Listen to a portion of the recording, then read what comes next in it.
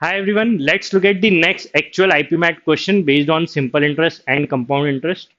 So here we are given that if the compound interest earned on a certain sum for 2 years is twice the amount of simple interest for 2 years, then the rate of interest per annum is.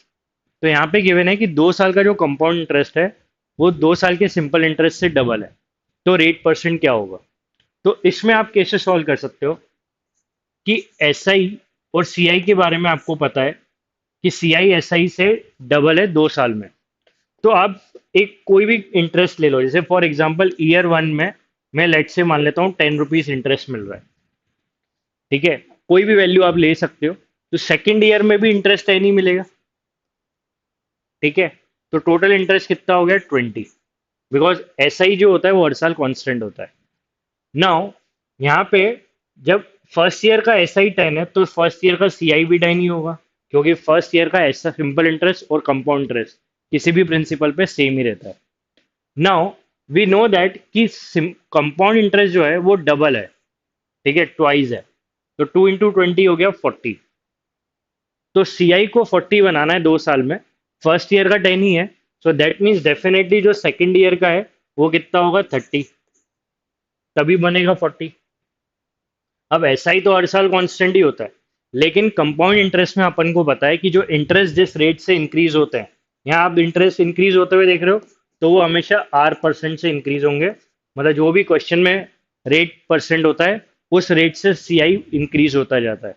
ठीक है, तो आप यहाँ पे ये बोल सकते हो कि 10 से अगर 30 हुआ है तो दैट मीन्स 20 का इंक्रीज हुआ है 10 पे। राइट, तो that will give you are percent multiplied by 100। So that is 200%. So that is the required answer, that the rate percent will be 200% if CI for 2 years is double the SI for 2 years.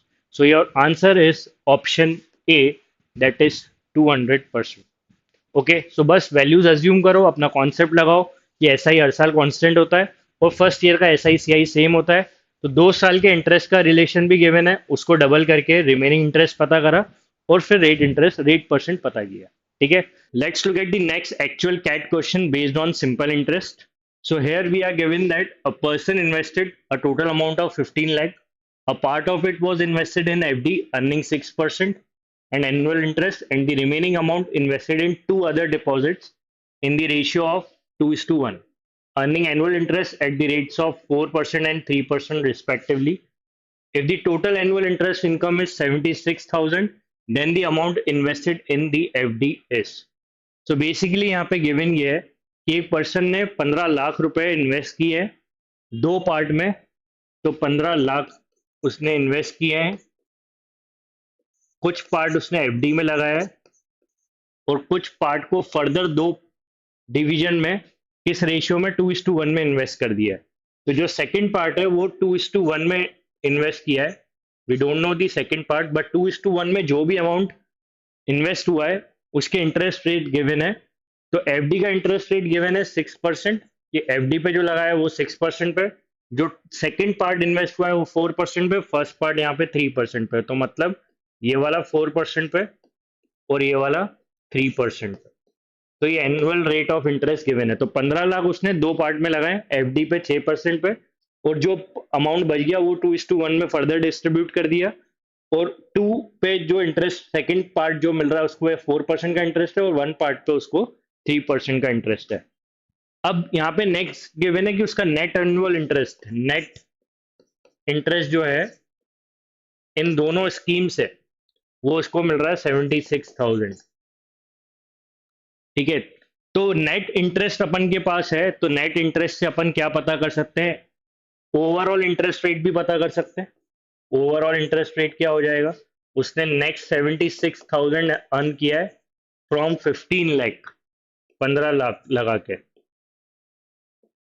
Into 100। सो उसने net 76,000 interest earn किया है over 15 lakh. So you can find the overall rate of interest. So this will B what? So this will get cancel out and this will get cancel out. So this will be 76 by 15 rate of interest. Okay. Now, if you observe that कि ये situation आप allegation से बहुत easily solve कर सकते हो। कैसे?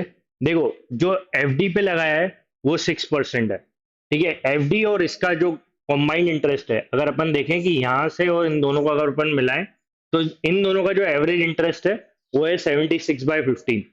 तो अपन को एफडी का इंडिविजुअल तो पता है, लेकिन इनका ओवरऑल नहीं पता है। तो इस पे अपन पहले एलिगेशन लगा लेते हैं to get the overall interest for from the other part.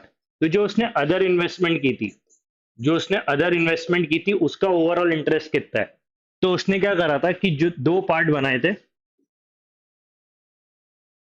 तो वो 1:2 में डिस्ट्रीब्यूट किए थे। तो मतलब एक पे उसको 3% मिल रहा है, एक पे उसको 4% मिल रहा है, और 3% 4% का रेशियो है 1:2। ठीक है, so this is the one part, this is the two part, so we can find this overall interest rate. तो let me take that as K ले लेते हैं अपन। ठीक है, तो इनका जो ओवरऑल इंटरेस्ट रेट है वो अपन मान लेते हैं के है। तो ये अपन एलिगेशन से पता कर सकते हैं। ठीक है, तो क्या होगा? के will be 3 into 1 by weighted average concept। 3 into 1 is 3, 4 into 2 that is 8, divided by 1 plus 2 that is 3, so this is 11/3। so that is the 11/3%, so we got the overall interest rate as 11/3%। तो 11/3% ये है। अब आपको again एक situation दिख रही होगी कि जो 15 लाख है वो एक पार्ट 6% पे लगा है, एक पार्ट 11/3% पे लगा है, और ओवरऑल इंटरेस्ट रेट क्या है? 76/15%। तो एलिगेशन में तीन क्वांटिटी चाहिए रहती है, दोनों इंडिविजुअल भी क्लियर है, अब ओवरऑल भी पता है। तो 15 लाख का अपने पास इंडिविजुअल परसेंटेज रेट परसेंट पता है और ओवरऑल भी क्लियर है। तो अपन इस पर फर्दर एलिगेशन लगा देते हैं। तो ये वाला पार्ट तो इसको अपन कर देते हैं अभी साइड में, क्योंकि ये तो अपना क्लियर है। मेन तो अपन को 15 लाख पे लगाना है। तो 15 लाख पे अगर अपन देखें कि 15 लाख में दो पार्ट है, एक 6% है, एक 11/3 है। तो 11/3 विल इज लेसर देन 6%। तो 11/3 अपन लेफ्ट में लिख लेते हैं, 11/3%, एंड दैट इज 6%। 6% पे एफडी है और 11/3 पे अदर पार्ट्स हैं। ठीक है, और 15 लाख पे टोटल इंटरेस्ट कितना था? 76/15। सो दैट इज 76/15%। ठीक है, तो इससे क्या होगा? आपको क्लियर मिल जाएगा कि 15 लाख किस रेशियो में डिवाइड हुआ है। इस एलिगेशन टेक्निक में आपको क्या मिल जाएगा कि ये वाला पार्ट और ये वाला पार्ट किस रेशियो में इन्वेस्ट हुआ है। तो आपको क्लियर हो जाएगा कि जो एफडी में इन्वेस्ट हुआ था वो कितना है 15 लाख में। तो इस पे एलिगेशन लगाते हैं, लेकिन एलिगेशन लगाने से पहले आप यहाँ पे देखो कि ये फ्रैक्शंस हैं। तो फ्रैक्शंस को डील कैसे करना है, जिससे पहले मैं बता दूं यहाँ पे आपको कि 11/3 है, ठीक है, एक 76/15 है, और एक है 6। तो यहाँ पे डिनोमिनेटर 3 और 15 है, तो इसका एलसीएम क्या होता है? 15। तो इसको 15 बना लेते हैं डिनोमिनेटर को, इंटू 5 करके, इधर भी 15 मल्टीप्लाई कर देते हैं। ठीक है, तो इसको सिंप्लीफाई कर रहे हैं। We know that this gap is proportional to this and this gap is proportional to this. तो अपन को ये डिफरेंस बहुत इजीली मिल जाएगा एलसीएम से। सो 11 into 5 is 55/15 and 76/15, and that is 15 into 6 90/15। तो आपके डिनोमिनेटर सेम है तो डिफरेंस लेना इजी हो जाएगा। अब इन दोनों का डिफरेंस देखें अपन, तो 90 माइनस 76, तो दैट इज कितना हो गया? 14। तो ये 14 जो है, ये जो 14 डिफरेंस है, ये अपन लिखेंगे यहाँ पे। ठीक है, और ये डिफरेंस कितना है? 76 माइनस 55, तो दैट इज 65, 75, दैट इज 21 का डिफरेंस है, तो वो अपन लिखेंगे यहाँ पे। ठीक है, by the concept of alligation. तो ये रेशियो जब भी आपको मिले तो एलसीएम लेके सिंप्लीफाई कर देना, ताकि डिफरेंस वाला पार्ट आपका क्लियर हो। तो इसको अभी अपन साइड कर देते हैं। तो ये तो अपन के रेशियोज क्लियर थे, इन तीनों का एलसीएम लेके अपन ने डिफरेंस निकाला था। नाउ मेन पार्ट अपना ये है, we got the ratio of 14:21। मतलब क्या कि 14 और 21 का फर्दर रेशियो देखें तो ये हो जाएगा 7 2 14 एंड 7 3 21। सो यहाँ पे अपन को मिल गया कि एफडी और जो अदर पार्ट है वो किस रेशियो में डिवाइड हुआ है। एफडी वाला तो ये वाला पार्ट है, ये आपका एफडी है। ठीक है, ये आपका एफडी है, और ये जो है ये आपका अदर पार्ट है। ठीक है, तो एफडी और अदर का जो रेशियो है वो 3:2 है। तो दैट मीन्स ये 3 और ये 2।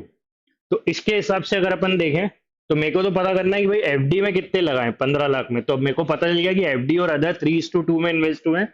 तो एफडी में लगाया होगा 3/5 ऑफ 3/3 + 2, 3/5 ऑफ 15 लाख। तो 3/5 ऑफ 15 लाख लगाए एफडी में। So that is 5 3s are 15. 3 into 3 is 9 lakh and that is your required answer. तो आपको input क्या करके आना है 9 and that is the required integer value. Let's look at the next question based on simple interest. So we are given that Amala, Beena and Gauri invest money in the ratio of 3:4:5 in FD having respective annual interest rates in the ratio of 6:5:4. What is their total interest income after a year if Beena's interest income exceeds Amala's by 250? तो यहाँ पे अपन को total interest बताना है तीनों का, अमाला, बीना और गौरी का। और अपन को गिवन है कि बीना का इंटरेस्ट अमाला से 250 ज्यादा है। So here we are given that Amala that is A and Bina that is B and Gauri that is G. इनका जो इन्वेस्टमेंट रेशियो है, जो इन्वेस्टमेंट रेशियो है वो गिवन है 3:4:5। और जो रेट्स है उसका भी रेशियो गिवन है, that is 6:5:4। So that is 6%, 5% और 4%। ठीक है, ये ले सकते हैं अपन। अब यहाँ पे अपन देखें कि ये क्लियरली गिवन है कि बी की इनकम जी से इंटरेस्ट इनकम 250 ज्यादा है, सॉरी ए से। तो ए से उसकी 250 ज्यादा है। तो इसमें अपन ये देख सकते हैं कि 5% of 4 exceeds 6% of 3, 6% of 3 by 250। तो ये रिलेशन अपन को गिवन है। So from air you can say that 5 4s are 20% minus 6 3s are 18% is 250 और 20 minus 18 is 2% is equivalent to 250। ये अपन को गिवन है। तो 2% is equivalent to 250। We are looking for the total interest of A B and G. So इसका total interest क्या होगा ए B and जी का, ए का, बी का और जी का टोटल इंटरेस्ट। ए का will be 6% of 3, so that is 18%। 5% of 4, 5 4s are 20%, plus G का 4 into 5 that is 20%। So that is the total interest and that we know that this is for 1 year. Okay क्योंकि तीनों ने एक साल के invest किया है। तो just calculate the total value 20 40 58। So that is the 58%। So total interest is 58%। Now we know that 2% represent 250। तो फॉर 58% क्या होगा? तो इससे आपको डायरेक्ट आंसर आ जाएगा कि total interest income will be 58% की वैल्यू क्या होगी। So from here we can say that this will be 250 by 2 into 58।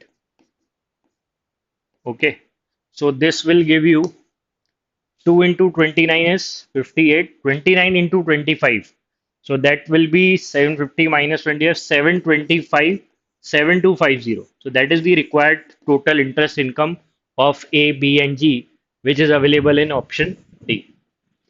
Clear? Let's look at the next actual CAT question based on simple interest. So here we are given that Viru invested 10,000 at 5% simple annual interest, and exactly after 2 years, Joy invested 8,000 at 10% simple annual interest. How many years after Viru's investment will their balances, that is principal plus interest, be equal? तो यहाँ पे अपन को basically क्या given है कि वीरू ने 10,000 लगाए 5% पे, और जस्ट 2 years के बाद जॉय आता है 8,000 रुपये लेके, उसने 10% पे इन्वेस्ट किया। तो दोनों के अमाउंट कितने टाइम में सेम होंगे, लेकिन कौन सा टाइम? वीरू के इन्वेस्टमेंट करने के बाद का टाइम। ठीक है, तो वीरू के इन्वेस्टमेंट के कितने टाइम के बाद दोनों का अमाउंट सेम होगा, वो टाइम पीरियड अपन को फाइंड करना है। तो आप यहाँ पे ये कर सकते हो, there is a direct way to handle this question and that is कि इफ यू फोकस कि देखो वीरू जो है वो कितने रुपए लेके आया था, दैट इज 10,000, और उसने इन्वेस्ट कर दिया 5% सिंपल इंटरेस्ट पे। तो इसका अगर अपन 5% निकालेंगे तो दैट विल बी 500। तो उसको फर्स्ट ईयर का इंटरेस्ट मिल गया 500, सेकेंड ईयर का इंटरेस्ट भी 500 ही मिलेगा, क्योंकि simple interest every year constant होता है। 2 साल के बाद वीरू का अमाउंट कितना होने वाला है? That is 10,000 plus 1,000, that is 11,000। अब क्या होगा कि जॉय विल कम। 2 साल के बाद जॉय एंटर हो रहा है, ठीक है, कितने रुपए लेके? 8,000। और उसने इन्वेस्ट कर देना है 10% पे, तो 10% पे इंटरेस्ट कितना मिलना है? 10% ऑफ 8,000, दैट इज 800।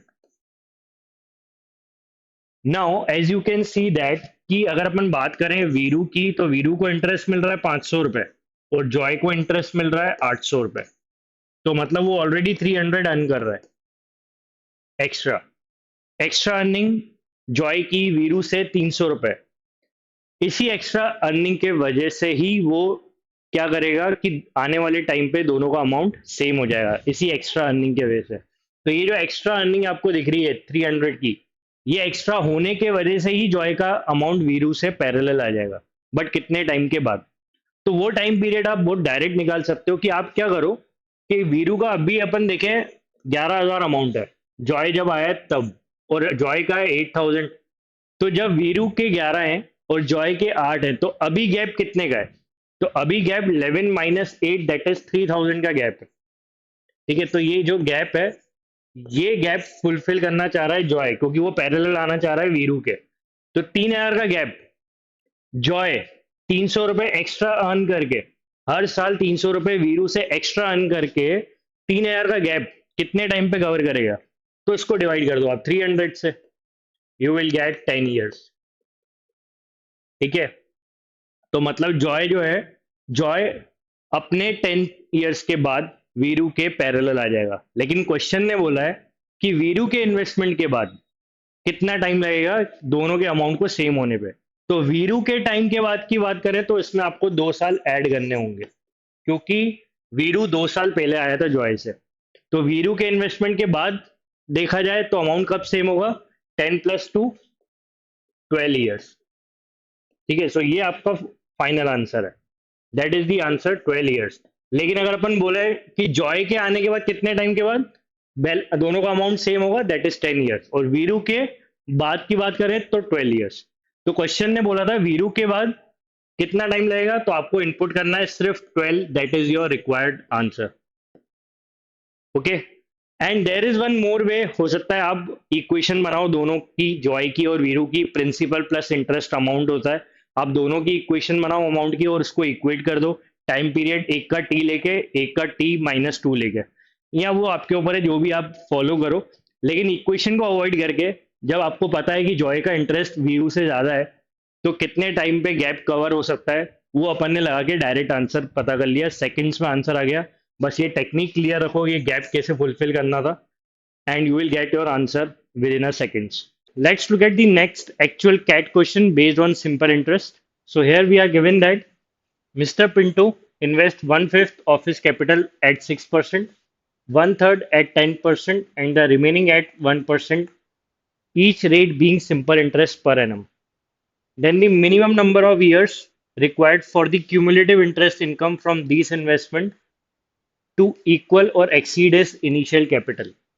तो पिंटो ने बेसिकली 1/5 जो है वो 6% पे इन्वेस्ट किया है प्रिंसिपल का, और 1/3 जो है 10% पे, और जो रिमेनिंग प्रिंसिपल है वो 1% पे इंटरेस्ट, 1% पे इन्वेस्ट किया है eight simple interest.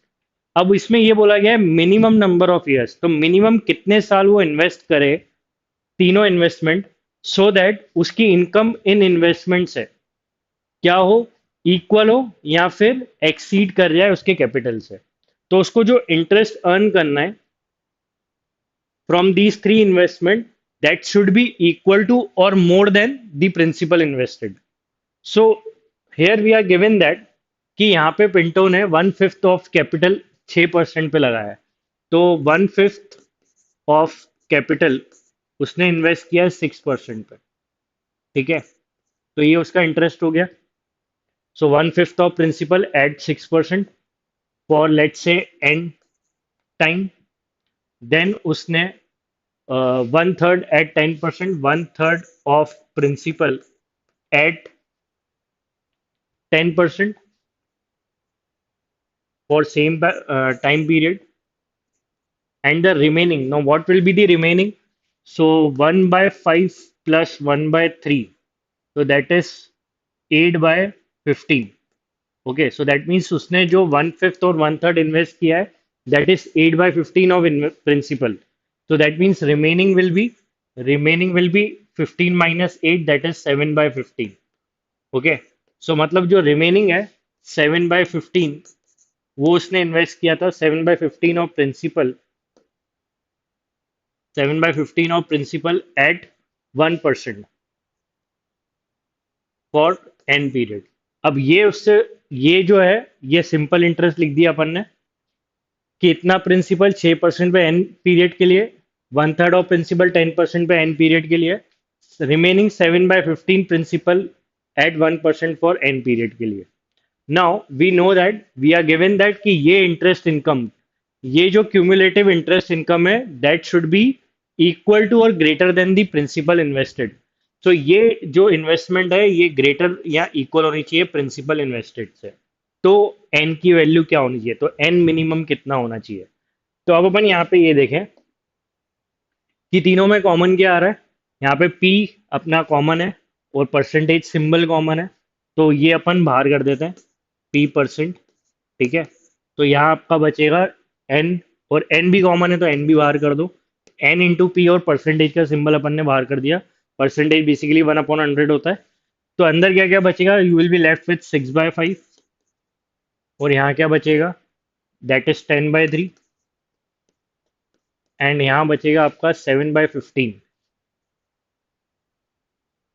Equal to और greater than equal to, and that is p. तो ये अपन को गिवन है. तो यहाँ से आप क्या कर सकते हो, p से p तो कैंसिल हो जाएगा, right, and n divided by, यहाँ पे परसेंटेज का सिंबल हटाते हैं तो 100. नाउ इसमें 5, 3 और 15 का LCM will be 15. Okay, so this will be 5, 3, 3, 6 18, and 5 10 50, and that is 7. So this will be greater than equal to 1. सो यहाँ से आप n निकाल सकते हो, ठीक है, क्रॉस मल्टीप्लाई करके. तो 50, 68, 68 plus 7 is 75, 75/15, that is 5. So you will got n/100 into 5 greater than equal to 1. So 5 into 20 is 100. So you got the minimum value for n as, इसको अपन क्रॉस मल्टीप्लाई कर दे 20 यहाँ पे, तो n will be greater than equal to 20. So that is the required answer, that investment must be of minimum 20 years. ठीक है, that means आपका जो यहाँ पे इनपुट आंसर है, that is 20. Okay, so I hope you got this.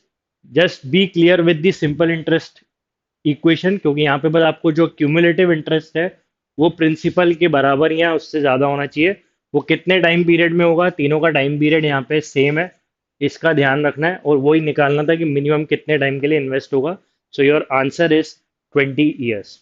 Let's look at the next CAT question based on simple interest. So here we are given that Neetu has initial capital of 20,000.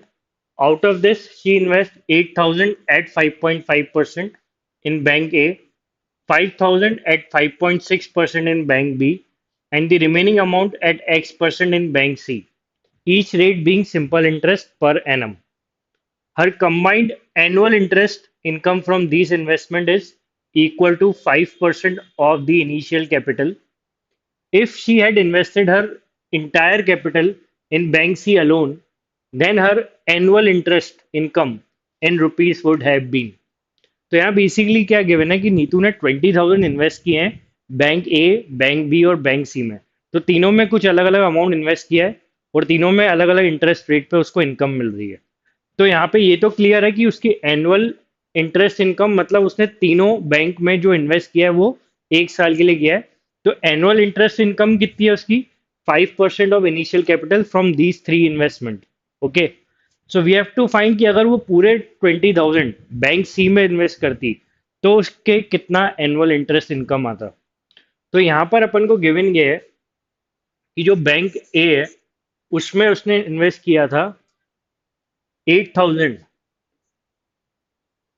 Eight 5.5% and bank B में उसने invest किया है 5,000 eight 5.6% and bank सी में उसने invest किया है rest. तो total उसने 20 इन्वेस्ट किया, तो 8 + 5 13 हो गया ए और बी में। तो दैट मीन्स रेस्ट मतलब 7,000 इन्वेस्ट किया है X% पे। Now we are given that उसकी एनुअल इंटरेस्ट इनकम जो है वो कितनी है, 5% ऑफ इनिशियल कैपिटल। तो उसका इनिशियल कैपिटल कितना था, 20,000। तो उसकी इन तीनों से टोटल इनकम कितनी है, इसका 5%। तो that is the income, that is the annual income from these 20,000 investment. 8,000 bank A में, 5,000 बैंक बी में, 7,000 बैंक सी में। तो टोटल इनकम अपन को क्लियर है कि 20,000, 5% of 20,000 that will give you 10% is 2,000, so that mean 5% is 1,000। तो मतलब उसको एनुअल इनकम आ रही है 1,000। ए बैंक से कितना आ रहा है, 5.5% ऑफ 8,000। सो 5% ऑफ 800, पहले अपन देखें तो 10% 800 है, तो 5% होगा 400 and 0.5% of 8,000 will be 40। Okay, so that means bank A से उसको आ रहा है 440 एक साल का इंटरेस्ट, ठीक है। और बैंक बी से 5.6% of 5,000, so 5% will be 250 and 0.6% will be 30, so that means 250 plus 30, that is 280। now we know that कि बैंक ए, बैंक बी और बैंक सी तीनों से मिला के 1,000 आ रहा है। तो दैट मीन्स बैंक सी से इंटरेस्ट कितना आ रहा होगा वो क्लियर हो गया। This will B 1,000 minus 440 minus 280, so 400 600 80 40 720। तो ये टोटल 720 है, ठीक है। ये टोटल 720 है, तो दैट मीन बचा हुआ जो इंटरेस्ट है वो कितना होगा, 1,000 माइनस 720, दैट इज 280 ओनली। तो मतलब बैंक सी से उसको 280 इंटरेस्ट मिल रहा है 7,000 के इन्वेस्टमेंट पे। अब क्वेश्चन ये बोल रहा है कि अगर वो पूरा अमाउंट, पूरा 20,000, पूरे के पूरे 20,000 अगर सी बैंक में इन्वेस्ट करती तो उसको कितना इंटरेस्ट मिलता। तो अपन यहाँ पे बहुत क्लियरली देख सकते हैं कि 7,000 पे 280 इंटरेस्ट आ रहा है एट X%। तो X% ऑफ 7,000 पे इंटरेस्ट कितना मिल रहा है, 280। तो X% ऑफ 20,000 पे कितना मिलेगा वो निकाल लेते हैं, क्योंकि अपन को पूरी इन्वेस्टमेंट अगर वो 20,000 बैंक सी में करती है तो कितना मिलेगा। तो इसको अपन निकाल लेते हैं, लेट्स से के। तो ये अगर आपने क्रैक कर लिया तो दैट इज वेरी इजी, ठीक है। तो अपन को यहाँ पे क्लियरली गिवन है कि 7,000 पे X% पे 280 इंटरेस्ट आता है, ये देख लिया। अब अगर वो पूरे 20,000 बैंक सी पे लगाती है X% पे, तो उसको कितना इंटरेस्ट मिलेगा ये अपन को निकालना है, लेट्स से के, ठीक है। तो वो अपन ने मान लिया कि के इंटरेस्ट मिलेगा। तो ये पूरा कैलकुलेशन हो रहा है बैंक सी के लिए। तो आप यहाँ से निकाल सकते हो X% कैंसिल, यहाँ पे 3 0 कैंसिल, ओके। सो के की वैल्यू क्या होगी, 7 × 4 is 28, so k will be 20 into 40, so that is k is 2 4 is 8, that is 800। so that means अगर वो पूरे 20,000 बैंक सी में डालती तो उसको कितना इंटरेस्ट मिलता, to 800, and that is your answer। so you have to mark option D as your answer। let's look at the actual Z question based on simple interest। so we are given with Joe's borrowed some money from his friend at simple interest rate of 10% and invested the entire amount in stocks। तो जोस ने अपने friend से कुछ amount borrow किया eight 10% interest, और वो पूरा amount उसने स्टॉक्स पे इन्वेस्ट कर दिया। Next, at the end of first year he repaid 1/5 of the principal amount. तो फर्स्ट ईयर के एंड में उसने क्या करा, 1/5 ऑफ प्रिंसिपल रिटर्न कर दिया। सो लेट्स से कि उसने अपने फ्रेंड से पी बोरो किया, तो इस पी पे वो इंटरेस्ट पे करेगा 10% ऑफ पी, एंड वो रीपे कितना करता है फर्स्ट ईयर के एंड में, 1/5 ऑफ प्रिंसिपल। सो रीपे किया उसने 1/5 ऑफ प्रिंसिपल। तो ये सिचुएशन अपन को गिवन है फर्स्ट ईयर के एंड की। तो ये अपन को समझते जाना है कि उसने पी बोरो किया, ये इंटरेस्ट पे करेगा, और फिर उसने रीपे रिटर्न कर दिया 1/5 ऑफ पी अपने फ्रेंड को। Now at the end of second year he repaid half of the remaining principal amount. Now यहाँ पे अपन को ये समझना है कि 1/5 तो उसने रिटर्न किया था, तो रिमेनिंग कितना हुआ, that is 4/5 of principal, so that is the remaining amount. ठीक है, तो ये रिमेनिंग है। अब रिमेनिंग उसने सेकेंड ईयर यूज किया 4/5 ऑफ पी, और उस पर भी उसने इंटरेस्ट पे करना होगा 10% ऑफ 4/5 ऑफ पी। ओके, और सेकेंड ईयर के एंड में उसने क्या करा, he repaid half of the remaining principal amount. तो ये रिमेनिंग प्रिंसिपल है, इसका हाफ उसने रिटर्न कर दिया। तो दैट मीन्स ये हो गया, that is half of 4/5 of P उसने रिटर्न कर दिया। 4/5 ऑफ पी उसने रिटर्न कर दिया। तो कितना बचा, he will be left with 2 2s of 4, that is 2/5 of P. ठीक है, तो सेकेंड ईयर की सिचुएशन क्लियर है।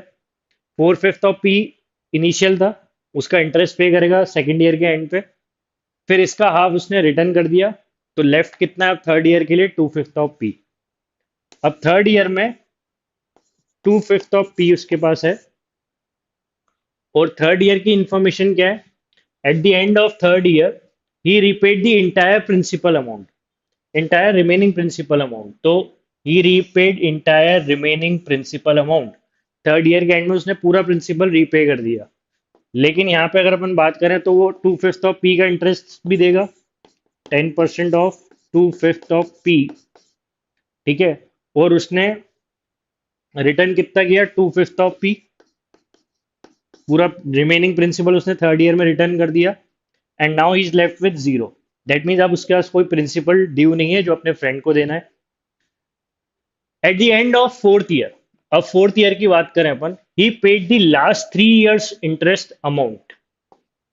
तो इसका मतलब ये हो गया कि उसने क्या करा, फोर्थ ईयर के एंड में सिर्फ लास्ट 3 साल का जो इंटरेस्ट है वो पे करा है। दैट मीन्स क्या क्या पे करा है, एक ये वैल्यू पे करी है, एक ये वैल्यू पे करी है, और एक ये वैल्यू पे करी है। So that means last year में प्रिंसिपल तो कुछ था नहीं, सिर्फ इंटरेस्ट उसने पे किया है, सिर्फ इंटरेस्ट पे किया है, और वो इंटरेस्ट है इन तीनों का टोटल। अब आगे क्या दिया है क्वेश्चन देखें, as there was no principal amount left his friend did not charge any interest in the fourth year. तो क्योंकि अब कुछ प्रिंसिपल बचा ही नहीं था, ठीक है, कोई प्रिंसिपल नहीं बचा था, तो उसके फ्रेंड ने फोर्थ ईयर का कोई इंटरेस्ट लिया ही नहीं। और eight the end of fourth year he sold out all his stocks, और उसने फोर्थ ईयर के एंड में अपने पूरे स्टॉक भी सेल कर दिए। किसने, जोज ने। Later he calculated that he gained rupees 97,500 after paying principal and interest amount to his friend. तो यहाँ पे क्लियरली गिवन है कि उसको 97,500 का प्रॉफिट हुआ अपने फ्रेंड को प्रिंसिपल और इंटरेस्ट देने के बाद भी। ठीक है, if his invested amount in the stocks became double at the end of fourth year, how much money did he borrow from his friend. अब यहाँ पे भी क्लियरली गिवन है कि स्टॉक से जो उसको अमाउंट मिला था वो डबल था, जितना उसने इन्वेस्ट किया था उससे डबल उसको रिटर्न मिला है। और अपने फ्रेंड का प्रिंसिपल रिटर्न करके और इंटरेस्ट भी रिटर्न करने के बाद उसको नेट प्रॉफिट 97,500 का हुआ है। सो दैट मीन्स यहाँ पे अपन को क्लियर गिवन है कि उसको स्टॉक से 2p रिटर्न मिला है। पी उसने अपने फ्रेंड से लिया था, स्टॉक्स पे लगाया, 4 साल के बाद उसको रिटर्न मिल रहा है 2p।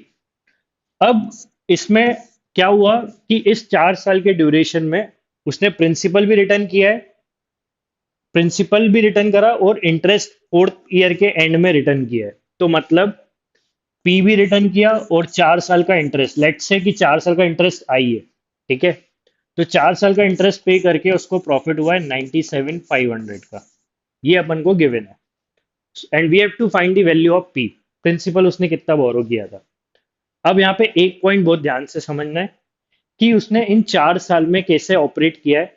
यहाँ पे फर्स्ट 3 years सिर्फ प्रिंसिपल ही उसने रिटर्न किया था, कुछ इंटरेस्ट नहीं दिया था फर्स्ट 3 ईयर। सीधे फोर्थ ईयर में जब कुछ भी प्रिंसिपल नहीं बचा था, तो फोर्थ ईयर में से उसने इंटरेस्ट पे किया था। ठीक है, तो ये इंटरेस्ट पे करके और ये प्रिंसिपल रिटर्न करके उसको नेट प्रॉफिट 97,500 का हुआ है, और अपन को प्रिंसिपल निकालना है। तो पहले अपन ये देखें कि ये आई की वैल्यू क्या है। आई क्या है? ये तीनों का सम, ये इंटरेस्ट जो उसने पे करा है इसको मैंने आई माना है, तो तीनों का टोटल देखते हैं क्या होगा। 10% of P, 10% of 4/5 of P, and 10% of 2/5 of P. तो ये तीनों ऐड करते हैं, तो 10% of P plus 10% of 4/5 of P, तो 10% of 4/5 of P plus 10% of 2/5 of P, so 10% of 2/5 of P. ये आपकी आई की वैल्यू है। तो इसमें 10% कॉमन ले लो। ठीक है, तो will be left with P plus 4/5 of P plus 2/5 of P equal to I. अब यहाँ पे अपन को 10% होता है 1/10। ओके, तो एलसीएम लेंगे, 5p plus 4p, 9p plus 2, 11p। So that is 11p upon 5 equal to I. So I की value क्या होगी? 11p upon 50। So we got the value for I as 11p by 50। So that means 3 साल में जो interest पे करा अपने friend को, दैट इज 11p बाय 50। अब ये वैल्यू उठा के अपन यहाँ रख देंगे और अपन को p मिल जाएगा। यही क्वेश्चन में पूछा गया था, तो रखते हैं अपन ये वैल्यू। इसको पहले साइड कर लेते हैं। तो आई की वैल्यू अपनी कितनी है?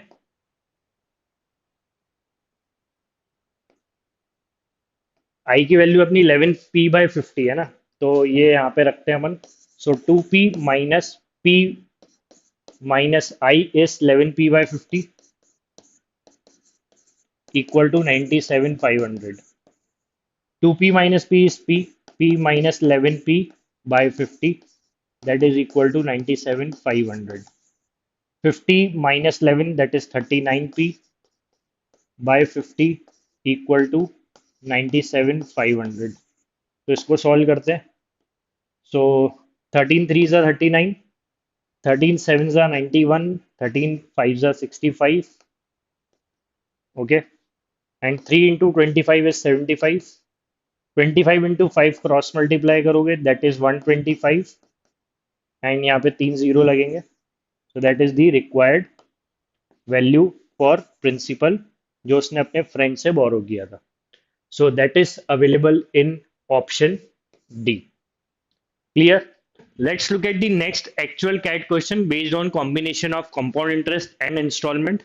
So here we are given that John borrowed 2,10,000 from a bank at an interest rate of 10% per annum compounded annually. The loan was repaid in two equal installments, the first after 1 year and the second after another year. तो यहाँ पे अपन को given है कि John ने 2,10,000 बोरो किए हैं installments eight 10% per annum compounded annually. तो जो लोन है वो दो इक्वल इंस्टॉलमेंट में उसने रीपे किया है। फर्स्ट इंस्टॉलमेंट 1 साल के बाद, सेकंड इंस्टॉलमेंट सेकंड ईयर के बाद।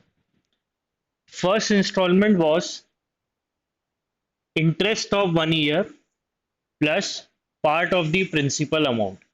तो फर्स्ट इंस्टॉलमेंट किस किस से मिलके बनी है? फर्स्ट ईयर का इंटरेस्ट 2,10,000 पे and part of the principal amount. तो उसने प्रिंसिपल बोरो किया है 2,10,000, उसका कुछ पार्ट भी पे करा है। And while the second was rest of the principal amount plus due interest thereon। so second installment उसने कैसे पे की है कि जो बचा हुआ प्रिंसिपल है वो पे किया है, और जो बचा हुआ प्रिंसिपल पे जो इंटरेस्ट लगना है वो भी पे कर दिया है। ठीक है, then we have to find the each instalment in rupees is. So यहाँ पे अपन को क्लियरली गिवन है कि जो फर्स्ट इंस्टॉलमेंट है उसमें फर्स्ट ईयर का इंटरेस्ट है। तो फर्स्ट ईयर का इंटरेस्ट 2,10,000 प्रिंसिपल पे क्या होगा? 10% of 2,10,000 plus part of the principal. तो मैं मान लेता हूं कि उसने प्रिंसिपल का पी पार्ट पे करा है, मतलब 2,10,000 में से पी पार्ट पे करा है। तो that is the first instalment. और जो सेकेंड इंस्टॉलमेंट है that is made up of second was rest of the principal. So what is the rest of the principal? तो पहले तो अपन देखिए जब उसने पी पे कर दिया 2,10,000 में, तो बचा हुआ प्रिंसिपल कितना होगा? That will be 2,10,000 minus P, तो that is the remaining principal, plus इसका इंटरेस्ट भी पे किया है सेकंड इंस्टॉलमेंट में. So that means 10% of 2,10,000 minus P.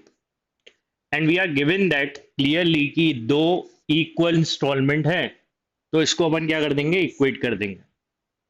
सो यहां से अपन को पी की वैल्यू आ जाएगी, जो क्या है, जो उसने पार्ट पेमेंट की थी फर्स्ट, तो वो अपन फाइंड कर लेंगे और उसी की हेल्प से फिर अपन इंस्टॉलमेंट भी पता कर लेंगे.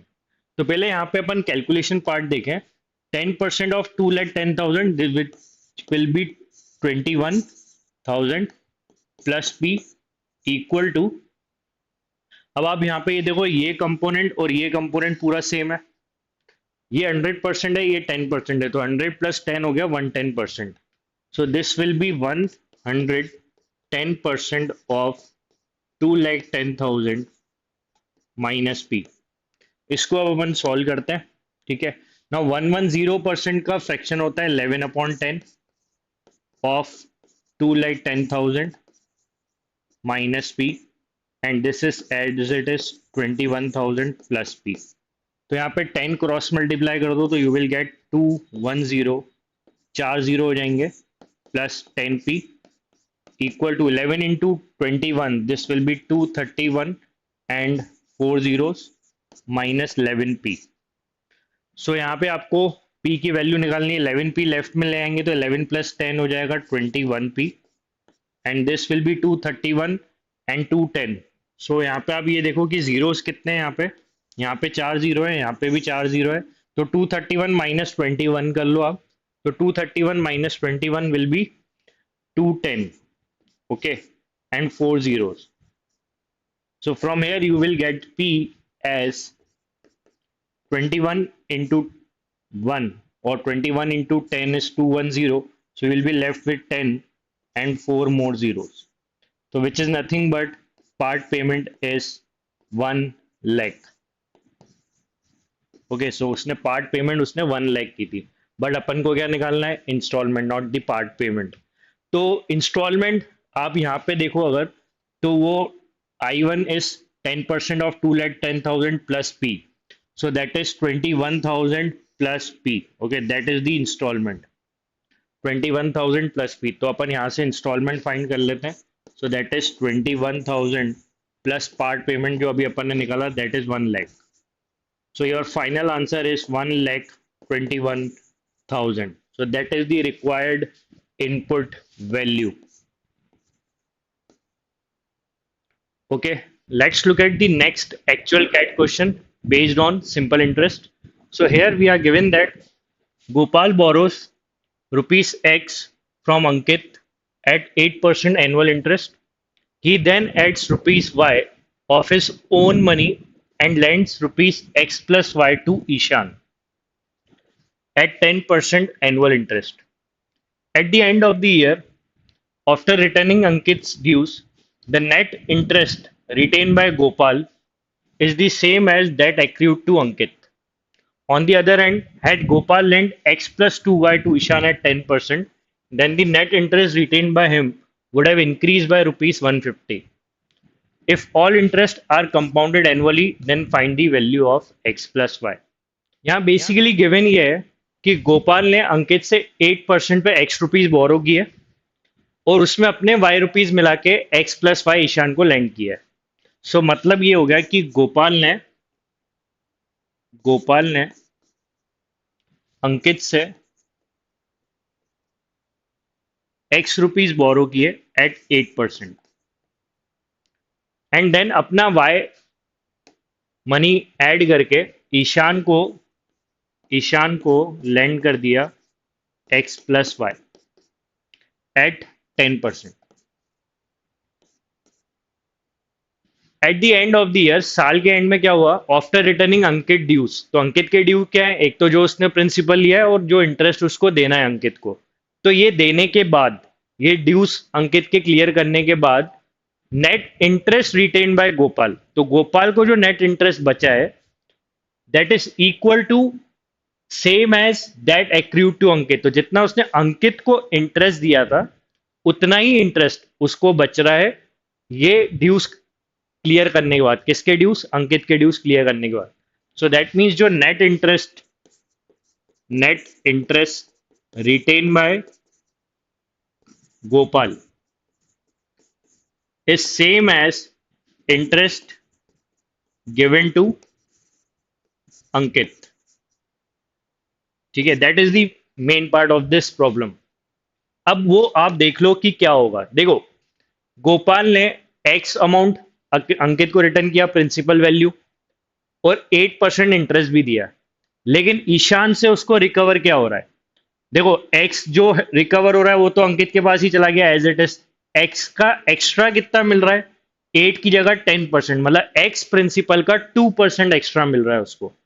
तो दैट इज द 2%, या फिर मैं ये बोलूं, that is the 2% of x उसको एक्स्ट्रा मिल रहा है जो वो अर्न कर रहा है, क्योंकि 8% पे लेके उसने एक्स 10% पे ईशान को दे दिया, और उसने वाई भी अपना लगाया था, उसका तो पूरा ही 10% मिलेगा उसको, क्योंकि वो उसका खुद का पैसा है। तो plus 10% of Y equal to Ankit को कितना इंटरेस्ट दिया है? 8% ऑफ एक्स। तो दैट इज 8% ऑफ एक्स। तो यहां से आप एक्स और वाई के बीच में रिलेशनशिप पता कर सकते हो। ये 2% ऑफ एक्स है, ये 8% ऑफ एक्स है, ये राइट में जाएगा। So this will be 10% of Y is equal to 8 minus 2, 6% of X. ठीक है, तो यहां से आपको रिलेशनशिप मिल जाएगा एक्स और वाई के बीच में। Percentage of will get cancel out, so that is 10y equal to 6x। और x की वैल्यू देखें तो क्या बनेगी? This will B 10y bye 6 और 5y बाय 3। तो ये आ गई x की वैल्यू। अब यहाँ पे नेक्स्ट क्या बोला है? On the other hand, had Gopal lend x plus 2y to Ishan at 10%, then the net interest retained by him would have increased by 150. So what was the net interest retained by Gopal? This, ये part net interest था जो उसने गोपाल ने retain किया था। Question ये बोल रहा है अब कि अगर गोपाल ने ईशान को x प्लस 2y दिया होता instead of x plus Y, X plus Y की जगह क्या देता है? x plus 2y। तो आप ये बोल सकते हो कि y ही बस इंक्रीज हो रहा है, एक्स्ट्रा क्या दे रहा है? सिर्फ y प्रिंसिपल।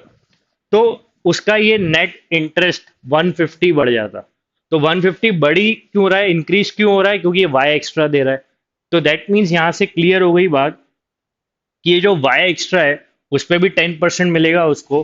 तो 10% ऑफ वाई इज 150, क्योंकि यही उसका इंक्रीमेंट है जो एक्स्ट्रा होता अगर एक्स प्लस वाई की जगह एक्स प्लस 2y होता। तो इंक्रीमेंट सिर्फ y की वजह से, तो y का 10% 150 होगा।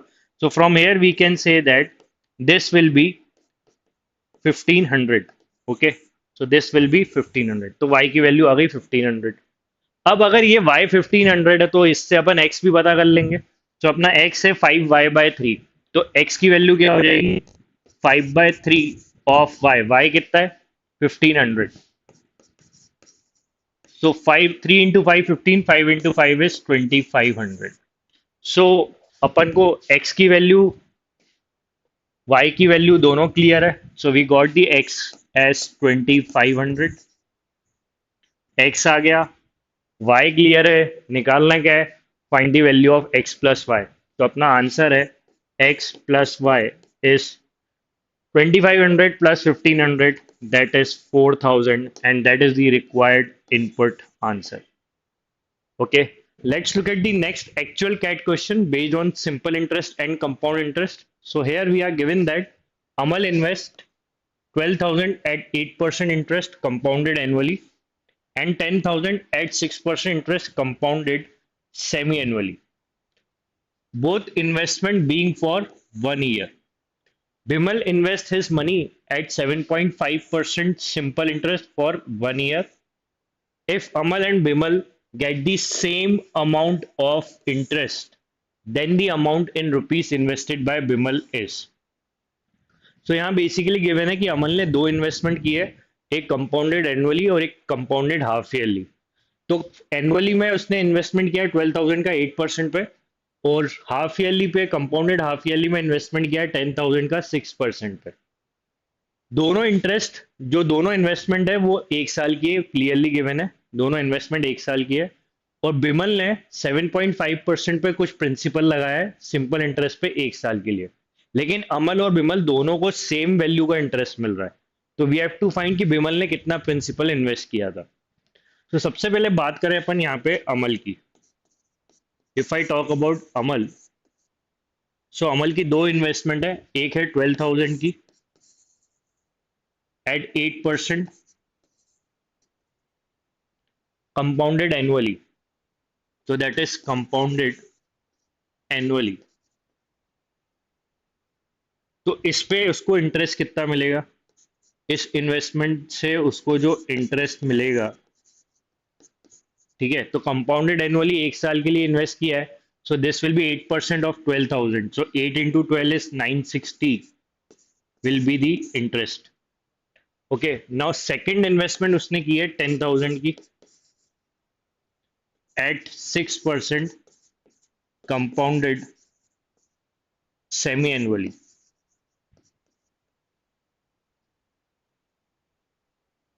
सो दैट मीन्स ये हो गया कि 6% पे अगर इन्वेस्टमेंट किया है कंपाउंडेड हाफ ईयरली और सेमी एनुअली, सो 3% इंटरेस्ट रेट लगेगा फर्स्ट 6 मंथ के लिए। तो interest for first 6 month will be 3% of 10,000, so this will B 300।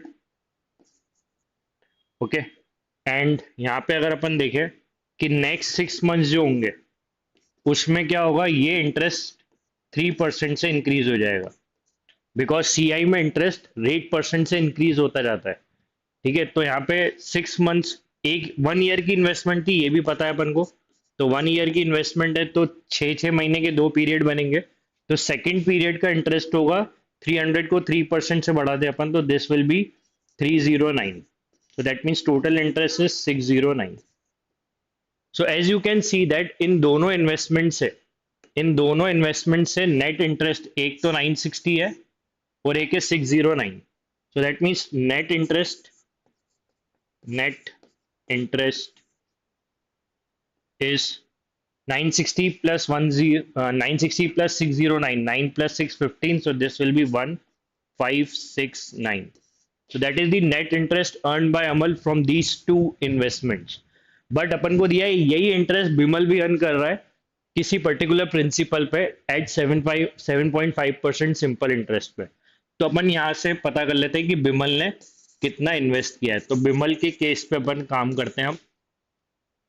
तो लेट्स से कि उसने पी प्रिंसिपल इन्वेस्ट किया है और एस आई है सिंपल इंटरेस्ट पे, तो प्रिंसिपल का 7.5% मिलेगा for 1 year, and this interest is equal to 1569।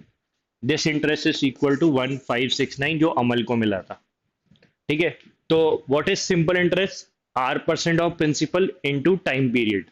Okay, so from here we can see that P into 7.5 upon 100 into 1 equal to 1569। so from here we can find the value of P, so this will be 1569 into 100 divided by 7.5।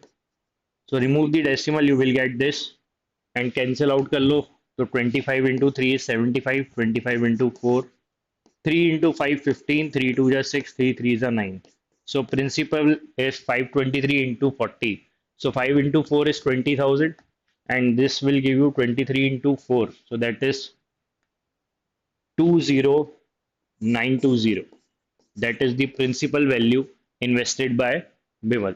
so your input answer is 20920। let's look at the next actual CAT question based on simple interest and compound interest।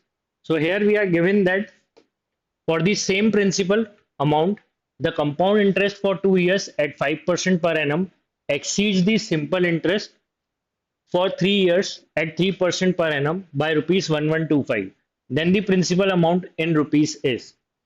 so here we are given that कि same principal पे CI for 2 years at 5% जो है वो SI से 1125 ज्यादा है simple interest, जब 3 साल के लिए सेम प्रिंसिपल हो आप 3% पे इन्वेस्ट करते हो तो। तो प्रिंसिपल की वैल्यू क्या होगी? तो let me take the principal as 100.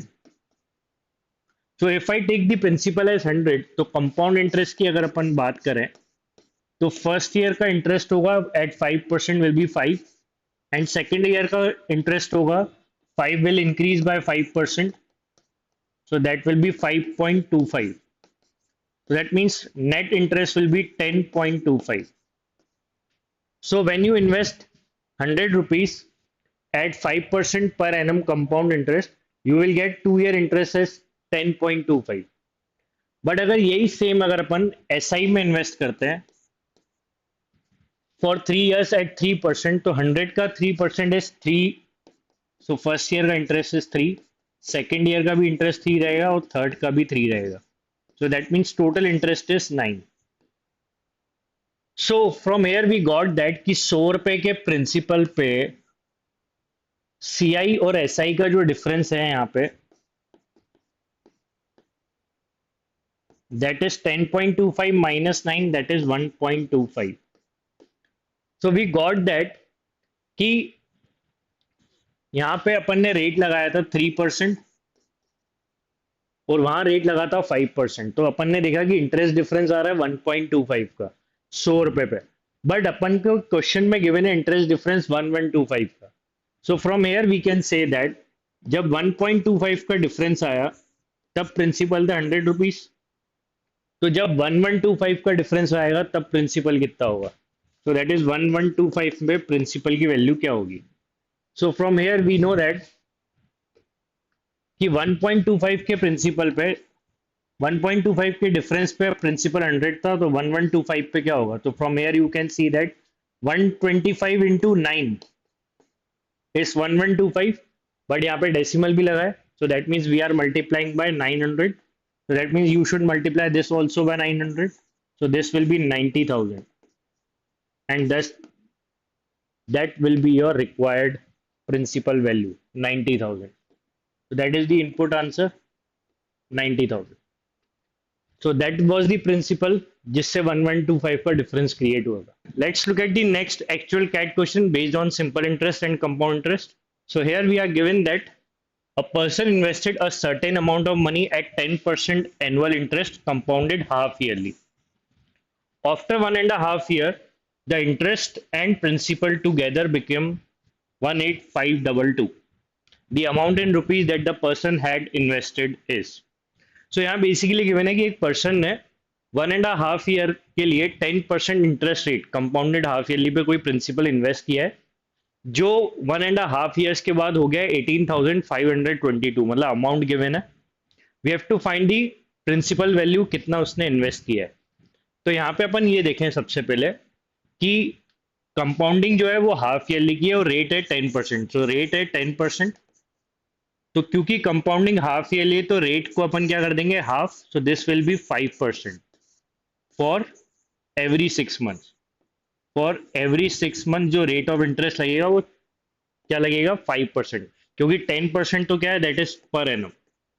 तो यहाँ पे तो एनुअल इंटरेस्ट है 10%, पर क्योंकि कंपाउंडिंग हाफ ईयरली की हो रही है तो रेट हाफ हो जाएगा. This will be 5% for 6 months. ठीक है. Now we are given that कि total amount is 18522. That means principal plus interest is 18522. So we are looking for principal. Now as you can see that कि 1.5 year time period कितना है? Total time period है 1.5 year. So 1.5 year means 18 months. Okay, तो 18 months में 6 months के period, तो divide by 6 कर देंगे तो 6 मंथ्स के आपके 3 पीरियड्स आएंगे. सो दैट मीन्स जो भी प्रिंसिपल उसने बोरो किया है वो 5% पे बढ़ता जाएगा 3 पीरियड तक, और वो 3 पीरियड 6 मंथ्स के होंगे. So from here we can see that कि जो भी उसने प्रिंसिपल बोरो किया है वो 5% से इंक्रीज होगा. नाउ 5% का fraction is 1/20. So it will increase bye 1 + 1/20 for 3 years, for 3 periods, and the amount will become 18522. ये अपन को गिवन है कि जो भी प्रिंसिपल है 3 पीरियड्स तक, 6 मंथ्स के 3 पीरियड तक 5% पे इंक्रीज होता जाएगा। ठीक है, तो अपन को पी निकालना है, तो निकालते हैं पी। यहाँ से क्या आएगा, P into this will be 21/20 and this will be cube equal to 18522। So this will be 18522. So principal will be 18522 into 20 का क्यूब होगा, ये क्रॉस मल्टीप्लाई कर देते हैं, 20 का क्यूब एंड डिनोमिनेटर में 21 का क्यूब आएगा। Okay, so from here now you can see that this is 18522 into 8000 divided by 21 का cube. You should know the cube of 21, that is 9261। 9261। अब एक पॉइंट यहाँ पे बहुत इंपॉर्टेंट है कि आप ये देखोगे कि जो ये 18522 है ये 9261 का डबल है, तो ये इजीली कैंसिल आउट हो जाएगा। That is 2। That means the principal invested by that person is 2 into 8000, that is 16000 is the required value of the answer. ये आपका इनपुट आंसर है। Let's look at the next actual CAT question based on compound interest. So here we are given that Anil invests some money at a fixed rate of interest compounded annually. If the interest accrued during the second and third year are 806.25 and 866.72 respectively, the interest accrued in INR during the fourth year is nearest to. So from here we can see that कि अनिल ने जो interest gain करा है second और third year में, तो second year का interest अपन को गिवन है that is 806.25 and third year में इंटरेस्ट अर्न किया है 866.72। We have to find the interest of fourth year. Okay, so as you know very well that compound interest में जो इंटरेस्ट होते हैं वो R% से ही इंक्रीज होते जाते हैं। जो क्वेश्चन में R होता है उसमें R% से इंटरेस्ट इंक्रीज होता रहता है। तो जब मुझे पता है कि I2 is 806.25 and I3 is 866.72, तो इसका जो परसेंटेज इंक्रीज होगा वही R% होगा, तो वो अपन पहले निकाल लेते हैं। ठीक है, तो इसका डिफरेंस देखें तो 866 माइनस 806, तो that is 60 and that means 0.72 minus 0.25, so this will be 60.47 difference divided by initial value 806.25. Okay, so that is the R% multiplied by 100. So 60.47 divided by 806.25, this will give you approximately, when you solve for this, 8 8s are 64 and 8 7s are 56, so this will be approximately 7.5%. Okay, so that is approximately 7.5%. So we got the value of R as 7.5%. So that means जो fourth year का interest है वो third year के interest को 7.5% बढ़ा के आएगा। ठीक है, तो पहले अपन 7.5% निकाल लेते हैं I3 का। सो 7.5% of 866.72, 866.72. Now as you can see that 7.5% को अपन लिख सकते हैं 15/2%, is 1/100 of 866.72. Okay, so this will get cancel out, 2 into 4 8 3 2 3 6, so दो जीरो की वजह से डेसिमल और पहले शिफ्ट हो जाएगा, so that means 15 into 4.3336. so this is 15 into 4.336, and when you solve for this 15 4s are 60, so you will get approximately 65 as the value. तो आपको करना क्या है, बस इसमें 65 ऐड करना है। You have to add 65 and that will be your answer.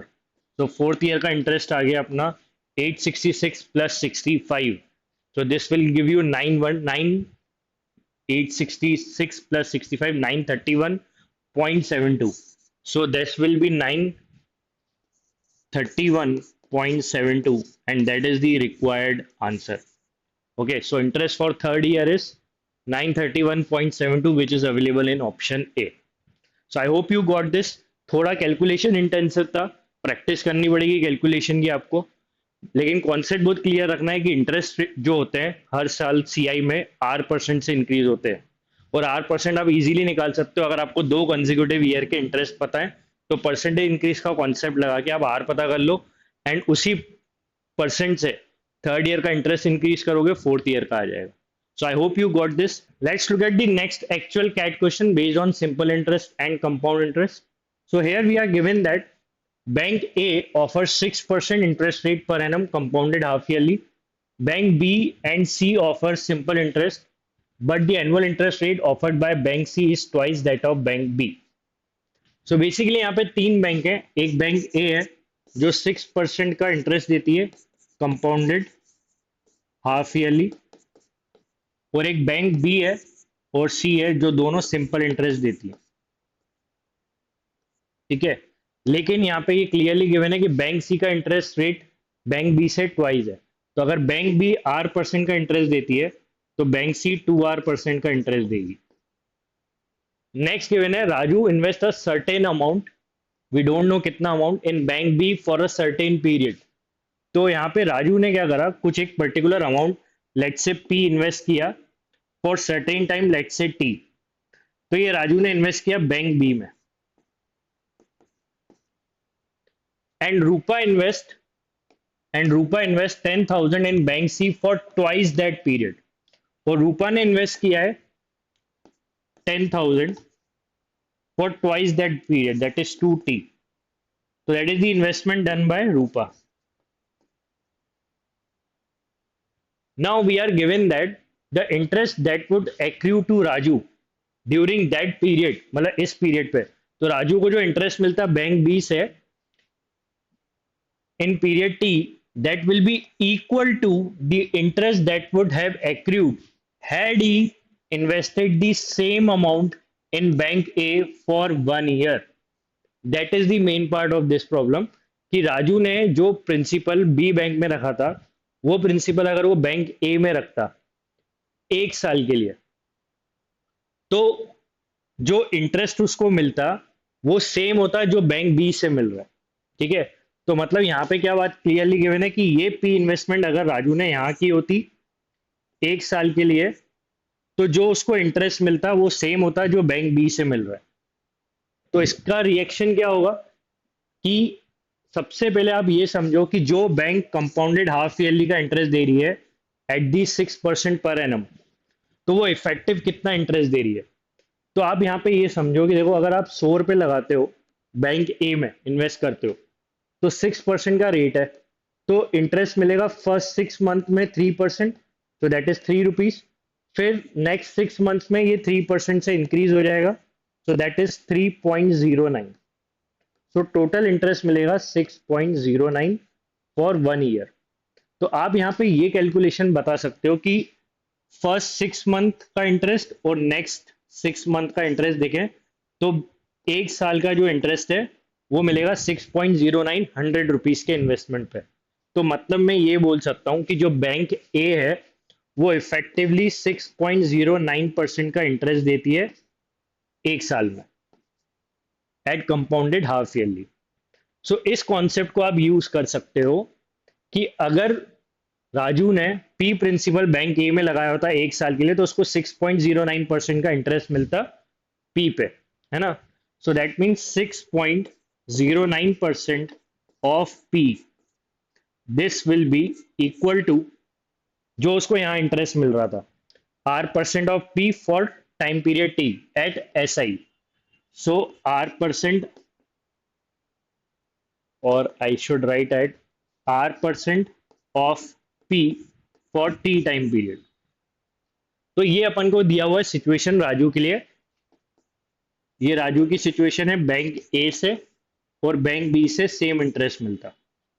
ठीक है, तो फ्रॉम हियर क्या इंफॉर्मेशन मिल सकती है अपन को, this percentage symbol will get cancel out, P will get cancel out, so that means RT की वैल्यू आ गई 6.09. बट अपन को क्या निकालना है, अपन को निकालना है कि रूपा को बैंक सी से कितना इंटरेस्ट मिला है. तो अपन यहाँ पे ये देखें कि रूपा को मिलना सिंपल इंटरेस्ट ही है क्योंकि बैंक सी सिंपल इंटरेस्ट ऑफर करती है. तो सिंपल इंटरेस्ट होता है 2R% of principal 2R percent of principal for time period 2t, so that is 2t। तो इसकी वैल्यू अपन निकाल सकते हैं। तो यहाँ पे आप ये देखोगे r into T is R T and 2 into two is 4, so 4 RT। And ये परसेंटेज के सिंबल की वजह से दो जीरो कैंसिल हो जाएंगे क्योंकि percentage is 1/100 and this is 10,000। So you will get the value as this will get cancel out 4 into RT is 6.09 into 100, 6.09 into 100 is 609, so 4 into 609, 4 6 are 20, 400, 4 9s are 36, so your answer is 2436। so that is the interest earned by Rupa from bank C, and that is option A. Let's look at the next actual CAT question based on simple interest. So here we are provided with that Alex invested his savings in two parts. The simple interest earned on the first part at 15% per annum for 4 years is the same as the simple interest earned on the second part at 12% per annum for 3 years. Then the percentage of his savings, then the percentage of his saving invested in the first part is। तो यहाँ पे Alex ने दो investment की है, एक investment की है 15% पर एनम फॉर 4 इयर्स और एक इन्वेस्टमेंट की है 12% per annum for 3 years.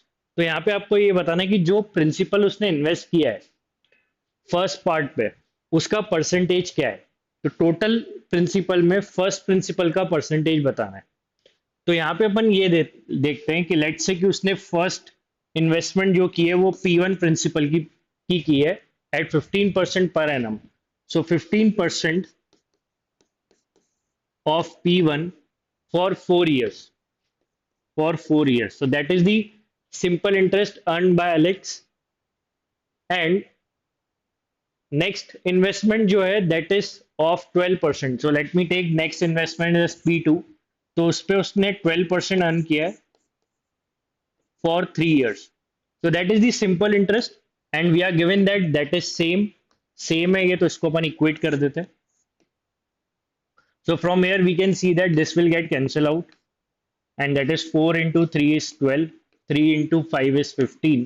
So we got the principal ratio P1 by P2 as 3 by 5. So that is the ratio of principal invested 3 by 5. Now we have to find percentage of his savings invested in the first part। तो first part में उसने total का कितना invest किया है। So we know that first part पे उसने 3 invest किया है और सेकंड पार्ट पे 5। सो 3 पूरे टोटल का 3 टोटल इज 5 प्लस 3 8। सो 8 का कितना परसेंटेज है, that is the required answer. So we are looking for required percentage that first part total का कितना परसेंटेज है and we know very well that 3 by 8 is 37.5%. So this must be your answer, which is available in option B. Okay, so I hope you got this. Do revise and practice it. Thank you.